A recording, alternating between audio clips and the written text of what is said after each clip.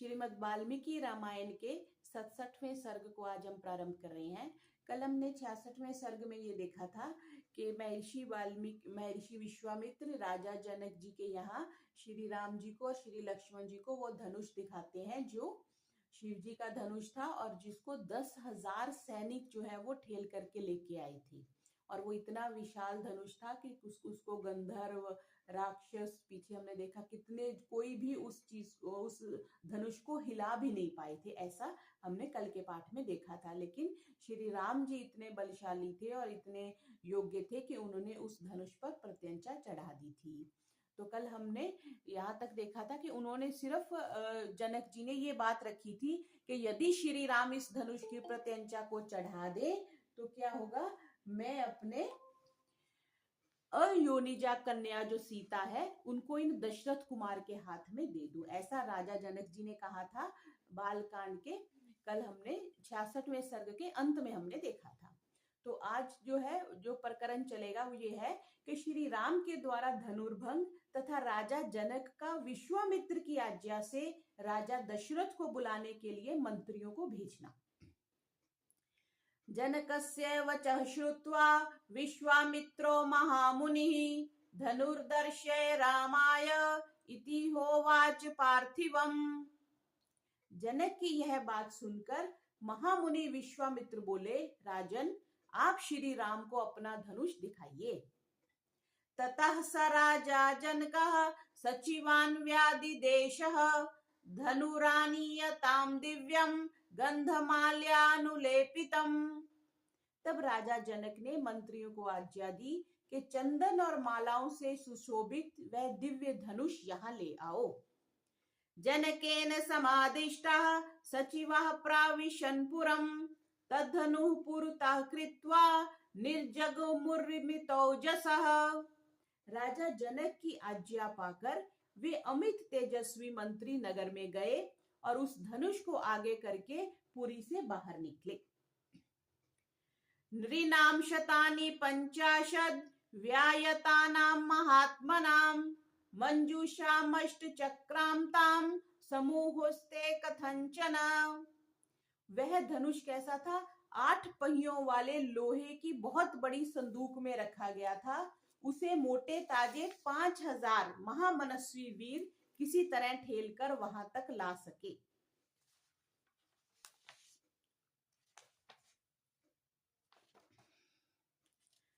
तामादाय सुमंजूषा मायसीम यत्र तद्धनुः सुरोपमं ते जनकम ऊर्चु नृपति मंत्रिणः। लोहे की वह संदूक जिसमें धनुष रखा गया था उसको लाकर उन मंत्रियों ने देवोपम राजा जनक से कहा, इदम धनुर्वरम राजन पूजितम सर्वराजभिः मिथिलाधिप राजेंद्र दर्शनीयम यदीच्छसि। कि हे राजन मिथिलापते राजेंद्र, यह समस्त राजाओं द्वारा जो सम्मानित है वो श्रेष्ठ धनुष है। यदि आप इन दोनों राजकुमारों को दिखाना चाहते हैं तो दिखाइए, ऐसा उन्होंने कहा। तेषां नृपो वचः श्रुत्वा कृतांजलिर्भाषत विश्वामित्रं महात्मानं तावुभौ राम लक्ष्मणौ। उनकी बात सुनकर राजा जनक ने हाथ जोड़कर महात्मा विश्वामित्र तथा दोनों भाई श्री राम और लक्ष्मण से कहा, इदं धनुर्वरं ब्रह्मन् नैकरिभिः पूजितं राजभिश्च महावीर्यैर् शक्ति पूरितम तदा। ब्राह्मण, यही वह श्रेष्ठ धनुष है जिसका जनक वंशी नरेशों ने सदा ही पूजन किया है और जो इसे उठाने में समर्थ ना हो सके उन महापराक्रमी नरेशों ने भी इसका पूर्व काल में सम्मान ही किया है। न एतत् सुरगुणाः सर्वे सासुरा न च राक्षसाः गंधर्व यक्ष प्रवरः स किन्नर महोरगः। इसे समस्त देवता, असुर, राक्षस, गंधर्व और बड़े बड़े यक्ष, किन्नर, महानाग भी नहीं चढ़ा सके। देवता सारे बीच में आ गए, असुर आ गए, राक्षस आ गए, गंधर्व आ गए और बड़े बड़े यक्ष और किन्नर भी आ गए। तो इससे पता चलता है जो श्री राम जी थे वो देवताओं से भी, मतलब देवताओं में भी सर्वश्रेष्ठ थे, क्योंकि देवता भी उस जो धनुष को प्रयोग नहीं कर सके थे। क्व गतिर्मानुषाणां च धनुषोऽस्य प्रपूरणे आरोपणे समायोगे वेपने तोलने तथा। फिर इस धनुष को खींचने, चढ़ाने और इस पर बाण संधान करने, इनकी प्रत्यंचा पर टंकार देने तथा इसे उठाकर इधर उधर हिलाने की मनुष्यों में कहाँ शक्ति हो सकती है। जब देवता लोग नहीं कर सके, राक्षस लोग नहीं कर सके, गंधर्व नहीं कर सके, तो मनुष्य लोग कैसे कर सकते हैं। तद एतद् धनुषां श्रेष्ठमानीतं मुनिपुंगव दर्शयैतन् महाभाग अन्यो राजपुत्रयोः। मुनि प्रवर, यह श्रेष्ठ धनुष यहाँ लाया गया है, महाभाग आप इसे इन दोनों राजकुमारों को दिखाइए। विश्वामित्रः स रामस्तु श्रुत्वा जनक भाषितं वत्स राम धनुः पश्य इति राघवम् अब्रवीत्। श्री राम सहित विश्वामित्र ने जनक का वह कथन सुनकर रघुनंदन से कहा, वत्स राम इस धनुष को देखो। महर्षे वचनाद्रामो यत्र तिष्ठति तद्धनुः मंजूषां ताम पावृत्य दृष्ट्वा धनुरथ अब्रवीत्।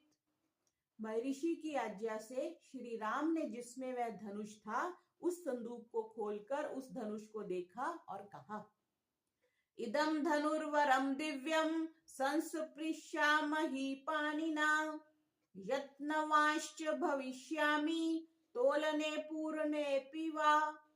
अच्छा, मैं भी इस दिव्य और श्रेष्ठ धनुष में हाथ लगाता हूँ, मैं इसे उठाने और चढ़ाने का भी प्रयत्न करूंगा। बाढ़मित्यब्रवीद् राजा मुनिश्च संभाषत लीलया स धनुर्मध्ये जग्राह वचनान् मुनेः पश्यतां नृसहस्राणां बहूनां रघुनन्दनः आरोपयत् स धर्मात्मा सलीलमिव तद्धनुः। तब राजा और मुनि ने एक स्वर से कहा, हाँ ऐसा ही करो। मुनि की आज्ञा से रघुकुल नंदन धर्मात्मा श्री राम ने उस धनुष को बीच में से पकड़कर लीला पूर्वक उठा लिया और खेल सा करते हुए उस पर प्रत्यंचा चढ़ा दी। उस समय कई हजार मनुष्यों की दृष्टि उन पर लगी हुई थी। आरोपयित्वा मौर्वीं च पूर्यामास तद्धनुः तद्बभंज धनुर्मध्ये नरश्रेष्ठो महायशः। प्रत्यंचा चढ़ाकर महायशस्वी नरश्रेष्ठ श्री राम ने ज्यों ही उस धनुष को कान तक खींचा त्यों ही वह बीच में से टूट गया। तस्य शब्दो महान सी निर्घात स्म निःस्वनः भूमिकंपश्च सुमहान पर्वतस्येव दीर्यतः। टूटते समय उससे वज्रपात के समान बड़ी भारी आवाज हुई, ऐसे जान पड़ा मानो पर्वत फट पड़ा हो। उस समय महान भूकंप आ गया। निपेतुश्च नराः सर्वे तेन शब्देन मोहितः वर्जित्वा मुनिवरं राजानं तौ च राघवौ। मुनिवर विश्वामित्र, राजा जनक और रघुकुल भूषण दोनों भाई श्री राम और लक्ष्मण को छोड़कर शेष जितने लोग वहां खड़े थे वे सब धनुष टूटने के उस भयंकर शब्द से मूर्छित होकर गिर पड़े। प्रत्याश्वस्ते जने तस्मिन् राजा विगत साध्वसः उवाच प्राञ्जलिर्वाक्यं वाक्यज्ञो मुनिपुंगवम्। थोड़ी देर में सब को जब चेत हुआ तब निर्भय हुए राजा जनक ने, जो बोलने में कुशल और वाक्य के मर्म को समझने वाले थे, हाथ जोड़कर मुनिवर विश्वामित्र से कहा, भगवन् दृष्टि वीर्यो में रामो दशरथात्मजः अत्युत अद्भुतम चिंत्यम च अतर्कितमिदं मया। भगवान, मैंने दशरथ नंदन श्री राम का पराक्रम आज अपनी आंखों से देख लिया। महादेव जी के धनुष को चढ़ाना यह अत्यंत अद्भुत अचिंत्य और अतर्कित घटना है। जनकानां कुले कीर्तिम आहरिष्यति मे सुता सीता भर्तारमासाद्य रामम दशरथ आत्मजम। मेरी पुत्री सीता दशरथ कुमार श्री राम को पति रूप में प्राप्त करके जनक वंश की कीर्ति का विस्तार करेगी। मम सत्या प्रतिज्ञा सा वीर्य शुल्केति कौशिक सीता प्राणिर्बहुमता देया रामाय मे सुता। कुशिक नंदन, मैंने सीता को वीर्य शुल्का बताकर जो प्रतिज्ञा की थी वह आज सत्य एवं सफल हो गई। सीता मेरे लिए प्राणों से भी बढ़कर है। अपनी यह पुत्री मैं श्री राम को समर्पित करूंगा। भवतो अनुमते ब्रह्मन् शीघ्रं गच्छन्तु मंत्रिणः मम कौशिक भद्रं ते अयोध्यां त्वरिता रथै। राजानं प्रशीर्तिर्वाक्यैर् आनयन्तु पुरं मम प्रदानं वीरशुल्कायाः कथयन्तु च सर्वशः। ब्राह्मण कुशिक नंदन, आपका कल्याण हो। यदि आपकी आज्ञा हो तो मेरे मंत्री रथ पर सवार होकर बड़ी उतावली के साथ शीघ्र ही अयोध्या को जाएं और विनय युक्त वचनों द्वारा महाराज दशरथ को मेरे नगर में लिवा लाएं। साथ ही यहाँ का सब समाचार बताकर यह निवेदन करें कि जिसके लिए पराक्रम ही शुल्क नियत किया गया था उस जनक कुमारी सीता का विवाह श्री रामचंद्र जी के साथ होने जा रहा है। मुनिगुप्तौ च काकुत्स्थौ कथयन्तु नृपाय वै प्रीतियुक्तं तु राजानां अनयन्तु सुशीघ्रगः। ये लोग महाराज दशरथ से यह भी कह दें कि आपके दोनों पुत्र श्री राम और लक्ष्मण विश्वामित्र जी के द्वारा सुरक्षित हो मिथिला में पहुंच गए हैं। इस प्रकार प्रीति युक्त हुए राजा दशरथ को ये शीघ्रगामी सचिव जल्दी यहाँ बुला लाए। कौशिकस्तु तथे इत्याह राजा च भाष्य मंत्रिणः अयोध्यां प्रेष्यामास धर्मात्मा कृत शासनान् यथावृत्तं समाख्यातु मानेतुं च निरपम तथा। विश्वामित्र ने तथास्तु कहकर राजा की बात का समर्थन किया। तब धर्मात्मा राजा जनक ने अपनी आज्ञा का पालन करने वाले मंत्रियों को समझा बुझाकर यहाँ का ठीक ठीक समाचार महाराज दशरथ को बताने और उन्हें मिथिलापुरी में लाने के लिए भेज दिया। इतिहासे श्रीमद् रामायणे वाल्मीकिये आदि काव्ये बालकांडे सप्तषष्टितमः सर्गः। इस प्रकार श्री वाल्मीकि निर्मित आर्ष रामायण आदि काव्य के बाल कांड में 67वां सर्ग पूरा हुआ। आगे अष्टषष्टितमः सर्ग 68वां सर्ग हम प्रारंभ कर रहे हैं। अब इसमें क्या है कि राजा जनक का संदेश पाकर मंत्रियों सहित महाराज दशरथ का मिथिला जाने के लिए उद्यत होना। जनकेन समादिष्टा दूतास्ते क्लांत वाहनः त्रिरात्रमुषिता मार्गे ते अयोध्यां प्राविशन् पुरीम्। राजा जनक की आज्ञा पाकर उनके दूत अयोध्या के लिए प्रस्थित हुए। रास्ते में वाहनों के थक जाने के कारण 3 रात विश्राम करके चौथे दिन वे अयोध्यापुरी में जा पहुंचे। आजकल तो हम कितनी जल्दी अयोध्या पहुंच जाते हैं, तब 3 रात विश्राम करके। और जनकपुरी जो है वो नेपाल में है, आजकल हमने बात करी थी। तो वहां से मतलब तब हाथी घोड़े ही होते होंगे, घोड़ों में आए होंगे, तो 3 रात उनको विश्राम करके फिर चौथे दिन वो अयोध्यापुरी पहुंचे। ते राजवचनाद् गत्वा राजवेशं प्रवेशितः ददृश उदेव संकाशम वृद्धम दशरथम नृपम। राजा की आज्ञा से उनका महल में प्रवेश हुआ। वहां जाकर उन्होंने देवतुल्य तेजस्वी बूढ़े महाराज दशरथ का दर्शन किया। ये हमने पीछे देखा ही था कि महाराज दशरथ जी को बहुत 1000 वर्षों में जाकर के सपुत्रों की प्राप्ति हुई थी।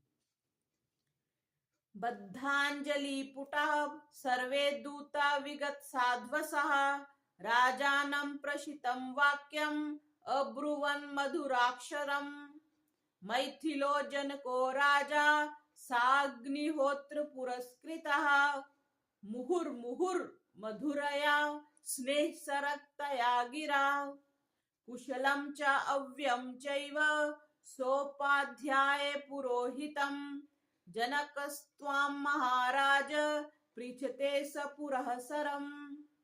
उन सभी दूतों ने दोनों हाथ जोड़ निर्भय हो राजा से मधुर वाणी में यह विनय युक्त बात कही कि महाराज, मिथिलापति राजा जनक ने अग्निहोत्र की अग्नि के समान अग्नि को सामने रखकर स्नेह युक्त मधुर वाणी में सेवकों सहित आपका तथा आपके उपाध्याय और पुरोहितों का बारंबार कुशल मंगल पूछा है।